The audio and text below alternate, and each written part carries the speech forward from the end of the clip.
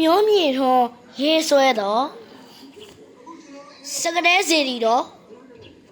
မြတ်စွာဘုရားရှင်ကိုရောရိုင်းစတကူနှစ်တာကျောင်းတော်ကြီးကိုအလူခံတော်မူပြီးတာဝတိပြည်ဇေတဝန်ကျောင်းတော်ကိုပြန်အကြွမှာမင်းမှုမျိုးတောင်ဘက်ကေလာသမတောင်ထိပ်ကိုရောက်တော်မူခဲ့ပါတယ်ဒီကမှာဂျာမင်းက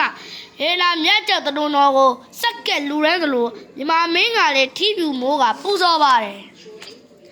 ညသားတတော်တော်ကိုအလူခံတော်မူပြီးခိတ္တာကျိတ်ဆက်တော်မူတဲ့ကေလာသမတောင်ဝန်မှာဂျာမင်းကဇေဒီတီချာကိုးကွယ်ခဲ့ရကယခုကရှေးပင်စကရဲဆိုတဲ့ဘွဲ့နမည်နဲ့ထင်ရှားခဲ့ပါတယ်။သာနာတက္ကရာ123ခုနှစ်မှာသေရခိတ္တရာပြည့်ရှိဒုတော်အောင်မင်းကြီးဟာရွှေဆက်တော်ကိုလာရောက်ကူးမြော်ခဲ့ပါတယ်။မင်းမှုစိတ်ကဲရောက်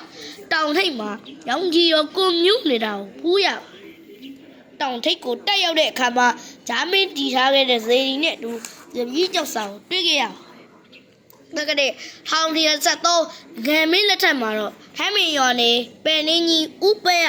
ဇေဒီတော်ကိုပြန်လဲမွမ်းမှန်ခဲ့ပါတယ်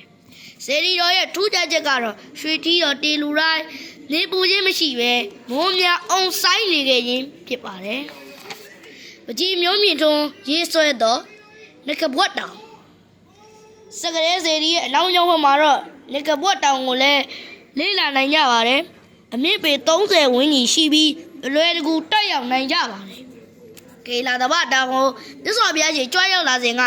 နမရနဂါမင်းရဲ့သမီးရောသူစီတာနဲ့သားတော်မောင်လနာတို့ဟာ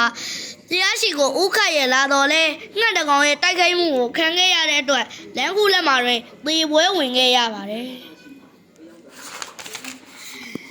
သေခိတ္တရာပြည့်ရှိဒုရဘောင်မင်းကြီးဟာမင်းမှုစကတဲ့တောင်ပေါ်ကိုဖျားဘူးလာရောက်စေဓာရီတစ်ခက်တဲနန်းတို့ဆံမြန်းခဲ့ပါတယ်။သေပွဲဝင်ခဲ့ရတဲ့ငကားမောင်နှမလည်းကိုထိပြပြီးနေရတောင်းတဲ့ခါမှာတော့ငကဘော့တောင်ပဝင်းရင်ရှိသိန်ကုန်းတောင်ကိုပိုင်ပေးသနာတော်မူပါတယ်။ငကဘော့တောင်လာရောက်ကြတဲ့သူတွေဟာငကားမောင်နှမထံမှာမိမိတို့လိုရာကိုအတိတ်ထဲပြုစူလောင်းလေးရှိပါတယ်။